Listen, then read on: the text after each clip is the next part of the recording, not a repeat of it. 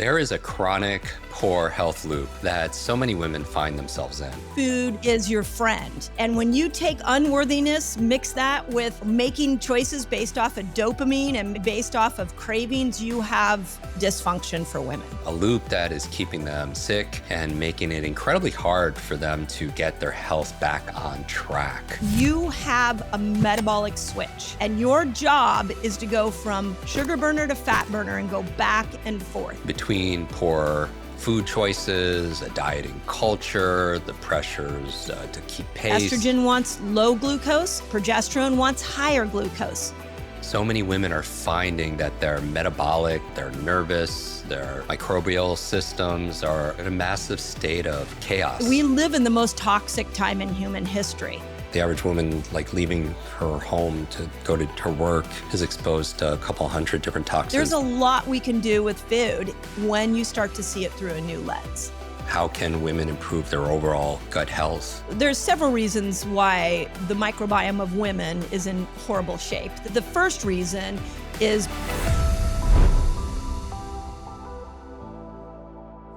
Welcome back, Kwik Brains. I'm your host and your brain coach, Jim Kwik. Countless women fell in love with fasting after Dr. Mindy's last book, Fast Like a Girl. Many of you heard our interview.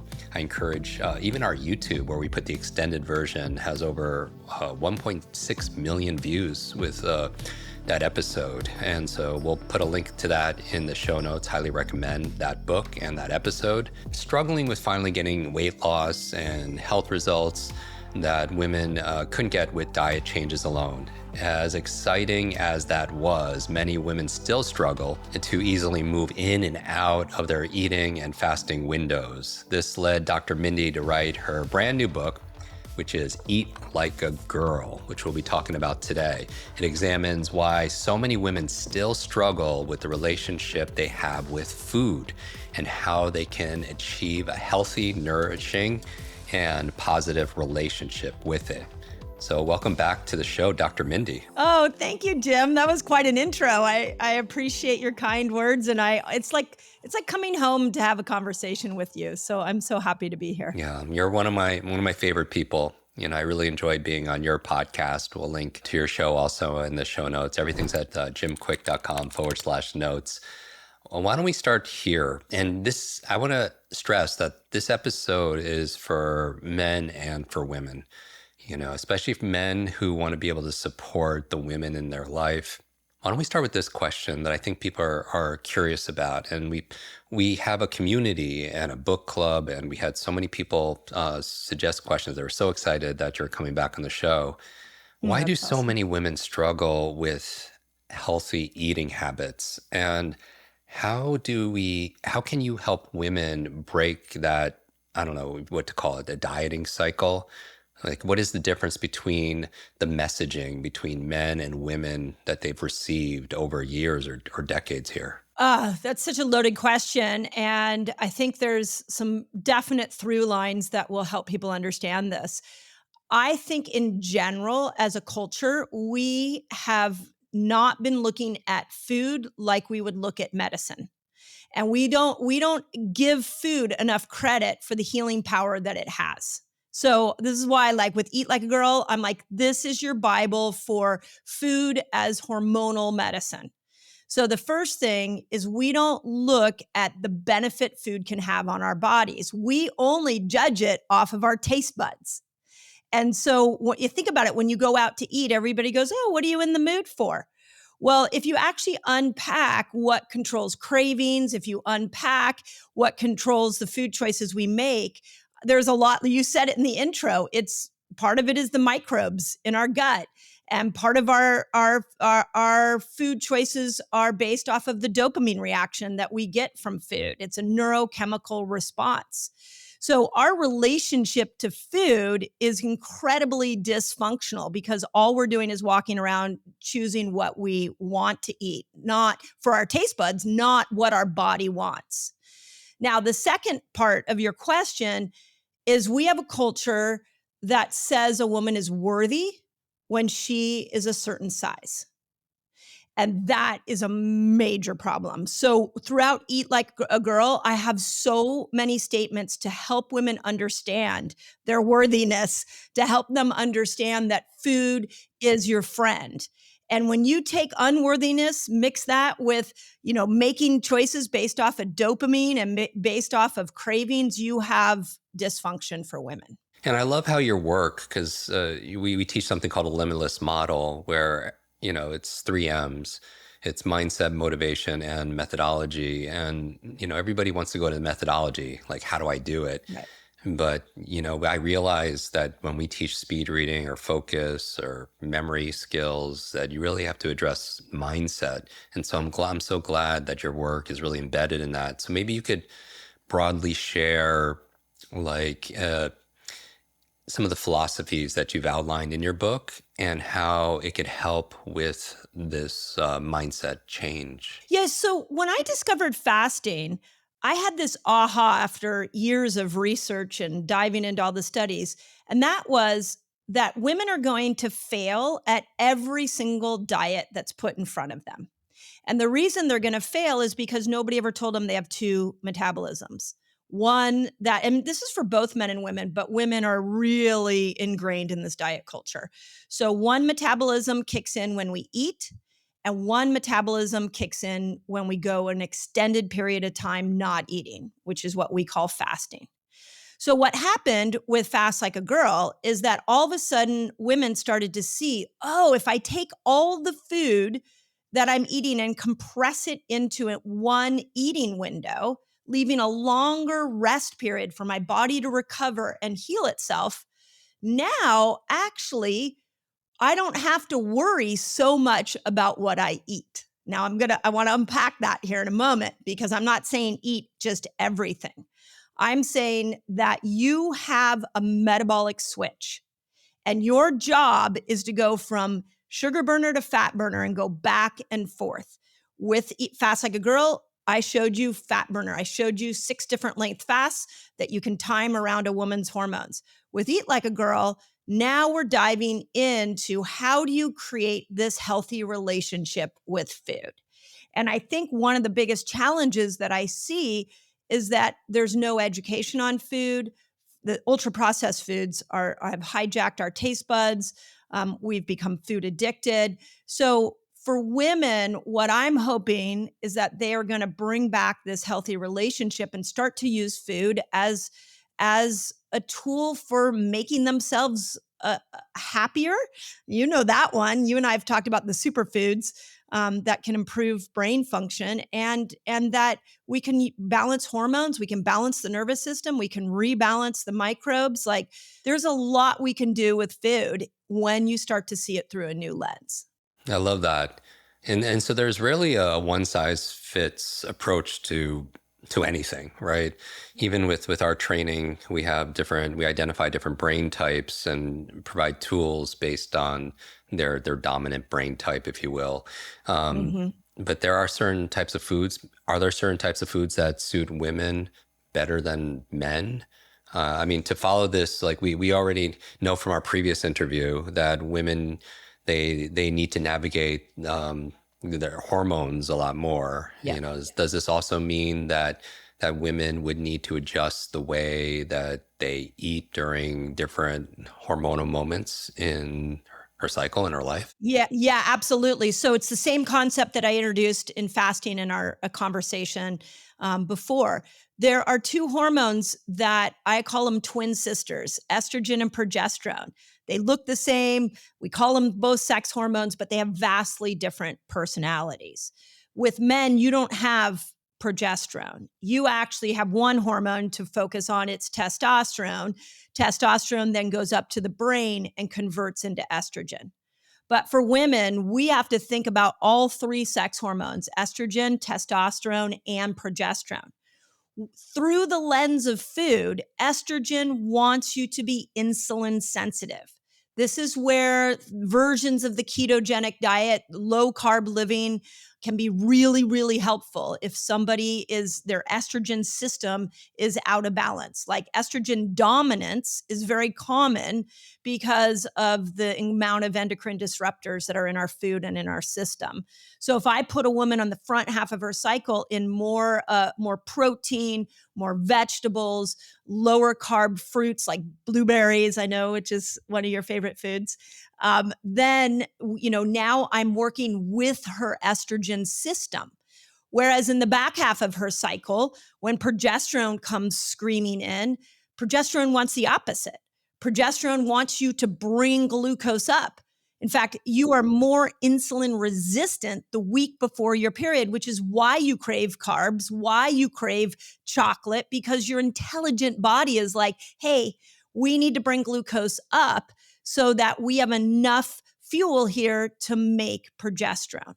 So through the food lens, they're opposing. Estrogen wants low glucose, progesterone wants higher glucose. So in Eat Like a Girl, I wanted to show women, like, how do we do this through a healthy way? Like, what's a healthy way to bring glucose up? And how do you bring glucose down and still support the microbiome? These are the kind of questions that I looked at.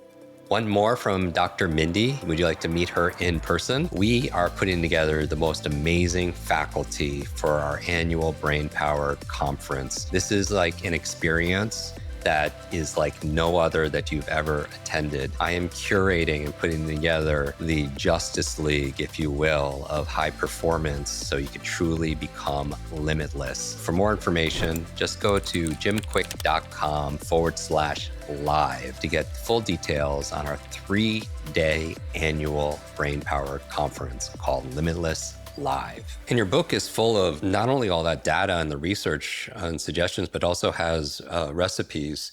I'm wondering if, as an example, do you have a favorite kind of go-to or a really highly beneficial meal for women to break their fast with to make sure that they maintain their metabolic health? Yeah, one of the things I did in this book that I'm so excited about is I hired 2 chefs. I hired a plant-based chef because we have a lot of women that do plant-based living when they went through the cycling process. She's a master chef for the 4 seasons. And then I hired an omnivore chef who had trained and learned how to make meat and cook meat from the elder women in Spain. Super cool combo. And I have a couple of favorite recipes, but to break a fast, hands down, my favorite recipe is the kimchi edamame bowl. And it's kimchi has that fermented probiotic rich quality to it. It has a little bit of spice. So you're now getting good bacteria in. You're getting a little capsium from the heat in kimchi that's going to raise your metabolism. You also, in this edamame bowl, you're bringing in edamame, which soy is a phytoestrogen. And then we put it on a bed of quinoa. Quinoa is it's better than rice because it has more protein. So in each recipe, me and my chefs, we looked at it through a hormonal lens. And then what I did at the top of every recipe is tell you, this is what it's hormonally doing for you. So that one's my favorite in general, but especially for breaking a fast.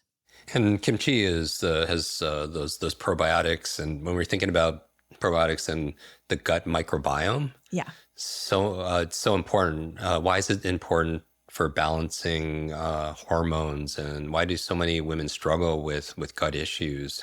How can women improve their overall gut health? Yeah. So there's several reasons why the microbiome of women is in horrible shape. The first reason is birth control pills. So I have a whole section in the book about what using birth control over and over again, years, decades, what it depletes. And one of the things it depletes is your microbiome. So that would be the first thing. Second thing for both men and women, antibiotics, when you're taking a lot of antibiotics, eating meat with a lot of antibiotics, then, you're going to have a bigger problem. But then the third is that stress. I mean, I've got a 24-year-old daughter. I have a 22-year-old son. I sit and listen to their friends. I listen to the culture that they're growing up in right now. And all they've got to do is pick up their phone, and all of a sudden they're stressed. And that chronic stress is destroying the microbiome. And the microbiome breaks estrogen down. So there's a whole set of bacteria called the estrobolome. So if you're not eating foods that replenish your microbiome, you're not breaking estrogen down. And if you're not breaking estrogen down, guess what happens to estrogen? It gets stored in fat. So now you've got, you're getting the belly weight. We see it with breast cancer, where now it's going straight into the breast tissue. So breaking estrogen down is incredibly important. And the only way you can do it is by feeding these microbes. So you have birth control, you have antibiotics, either through medication or through the food is being fed, right? Yeah. And then you have the chronic stress, which is really everywhere. I'd love to move into, since this show is about brain, let's talk about the brain, more specifically about the changes that happen when women, let's say, enter menopause. Yeah.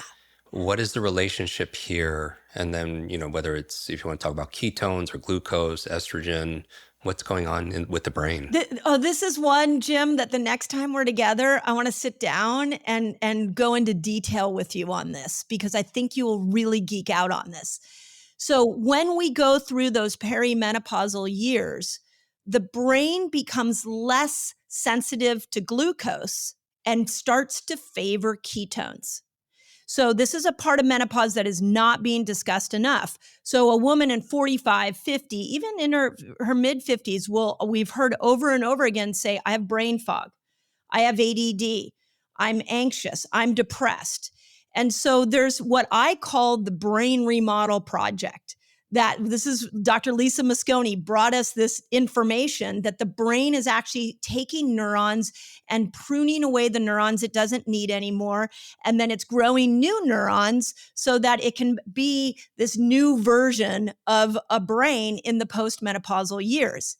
In that process, what ends up happening is the brain is becoming less and less sensitive to glucose and more sensitive to ketones.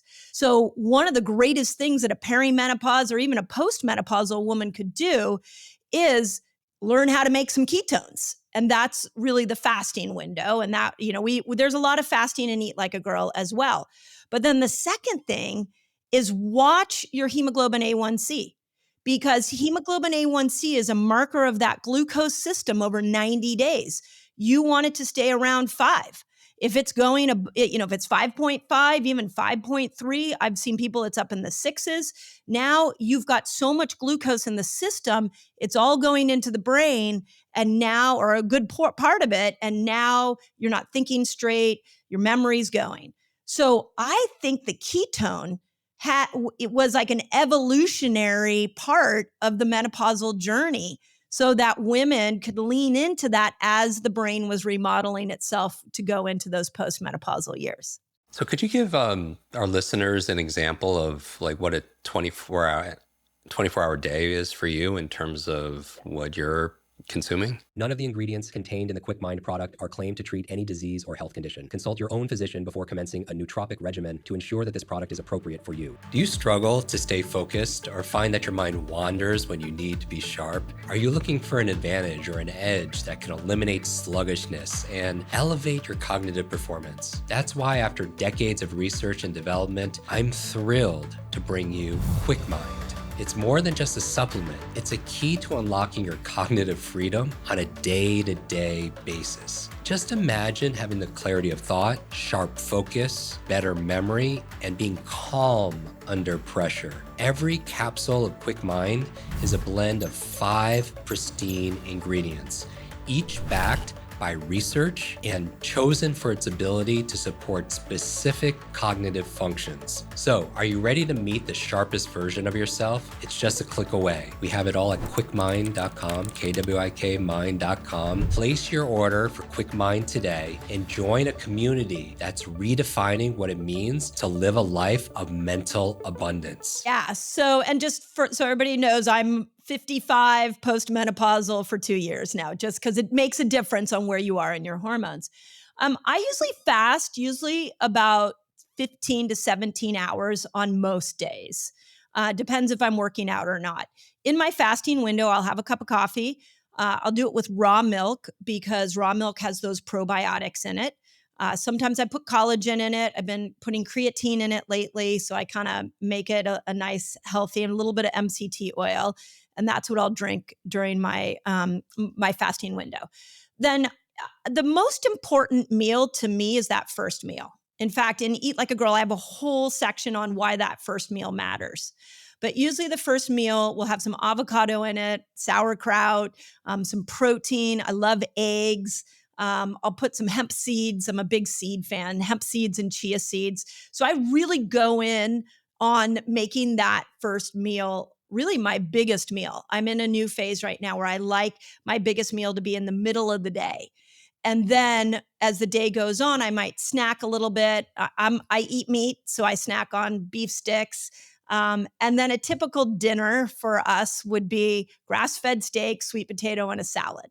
And so it's kind of my day, but I really like to eat in the light when I can because when you're eating when there's no melatonin around, you're more insulin sensitive. I Yeah. like to go for a walk after dinner, so the light helps with that to help me use the glucose that I brought in. But yeah, I don't feel deprived. Once I open up that eating window and I've nailed that first meal, I just eat what I feel like eating. But I usually will get about 2 solid meals in, the biggest one being at lunch. And it's interesting because it's not just what you eat and when you eat, but it's how you eat. Yeah. You're outside in nature, you're relaxed. So many people, men and women, they're eating while they're working or they're on their phone and their devices and they're not in that parasympathetic, rest and digest. That first meal is about what time for you? Usually it'll be about 1 o'clock. Okay. And then your dinner ends at about what Yeah, time? now that the kids are out of the house, we try to have dinner by 6, a little bit earlier. So, but when the kids were in the house, dinner was at 8. It was, everybody had to get home from all their activities. Yeah, and you have over 100 different recipes here, so there's a lot of variety. And my wife and I, we've already tested out a bunch of them, and it could be nutritious and delicious. That's right. Those things could go hand in hand. Yeah, what's interesting? My plant-based chef Leslie, she when I first interviewed her to make recipes, she told me there are 23,000 edible plants on our earth. And what her mission in life is to figure out how to make delicious recipes with those 23,000 edible plants. So, and then Chef Jeff is just super passionate about, we went down, one of my principles that you'll see in the book is that I think we just need to look at our food choices with much more diversity. So I wanted to make sure, like, he's got a sardine tostada in there, which at first glance might not seem like it would be really yummy, but try it because it is yummy. And now you're getting those really dense omega-3s from the sardine plus vitamin D. So every recipe had some serious intention with it. It's so good. My mouth is watering, so I haven't broken my fast yet today, and so I'm looking forward to this. You speak about toxins and how they affect female hormones and how specific toxins during menstruation can help women determine the toxic load their body is carrying. Maybe you could expound on that a little bit. Yeah, and thank you for asking the question. So one of my biggest ahas from so many women picking up Fast Like a Girl and then sending us messages is how many 20 and 30-year-olds don't have a cycle. This is really concerning. I dove into the research on what is actually in menstrual blood. And there are 4 major chemicals, pesticides being one that's sprayed on foods, plastics, phthalates, which are found in meats, and forever chemicals, which are, believe it or not, found in our water. So we need to be able to just have that menstrual blood shed every month. And so in Eat Like a Girl, we had to address that. The second thing we had to address is this concept of obesogens. And I got a ton of lists in the book. And the problem with obesogens is that they are a chemical that goes to your stem cells and changes it from making whatever cell it was going to make. And the study I found is the stem cells that were going to make bone, actually it reprograms that stem cell and tells it to make fat. Now, think about this for a moment. We've got an obesity epidemic of our children are gaining weight for whatever. Everybody seems shocked that they don't understand why, but kids have a tremendous amount of stem cells. And we're seeing research in places like the UK that the height of children is getting smaller and smaller because these chemicals have literally reprogrammed our cells to start to make fat cells. So obesogens are a massive problem, and they're chemicals in our food, and they're chemicals that we're breathing in, and they're chemicals in our clothing. I mean, we live in the most toxic time in human history. But understanding that toxins isn't just for, detoxing isn't just for hippies. It's not like, oh, you're in earthy crunchy and you're into detoxing. Like, detoxing is a mandatory situation for humans right now. And the first thing is, in number one rule for detox is stop putting toxins in. And so we address that in the book. Yeah, and somebody told me recently that the average woman, like leaving her home to go to her work, is exposed to a couple hundred different toxins through personal care products and through fragrances and you name it. Yeah. And I could talk to you for hours. I highly recommend people continue this by getting their copy of your new book, Eat Like a Girl. Where can people get their copy? Yeah, you can go anywhere that books are sold. So, but what I really try to encourage people to do is go to your local independent bookstore, help them out. And if they don't have it, ask them to order it. Another place you can go is bookshop.org so that they can, that's all through the indies and helps the independent bookstore. But if that's not in your wheelhouse, of course, Barnes & Noble, online and stores, and Amazon, there's lots of places. And if you go to my webpage, we do have bonuses and giveaways and fun things we're doing around the book as well. Amazing. And what's that website? drmindipelz.com. Perfect. I highly recommend it. Everyone, make sure you do that. How about on social media? Can they connect with you there? All social media platforms. I always say my passion project is YouTube. I'm putting out 4 new videos every week on topics like this. Yeah. So I pour my heart and soul into my YouTube channel. In the show notes, we'll put links to Dr. Mindy's book, to her website, to her social media, her YouTube also as well. So I just want everyone to just remember that your health journey is unique, and it's crucial to listen to your body and make informed choices that work best for you, whether you're looking to optimize your fasting routine, improve your gut health, balance your hormones. The strategies that we've discussed today with Dr. Mindy can serve as very powerful tools on your path to wellness. And as always, you'll find much more about how to fuel your brain's potential on our YouTube channel, where we'll put the extended version of this conversation. You can join 1.7 million subscribers there. And also there we'll link to Dr. Mindy's YouTube also as well. And make sure we're connected. Make sure you follow Dr. Mindy on social media. For us, it's at Jim Kwik. You can even take a screenshot of this episode, tag us both in there so we get to see it, and share one thing that you learned today. Because remember, when you teach it, you get to learn it twice. So make sure you hit the subscribe button, leave a comment under the episode, and let us know what you thought. This is your brain coach, Jim Kwik. Until next time, be limitless.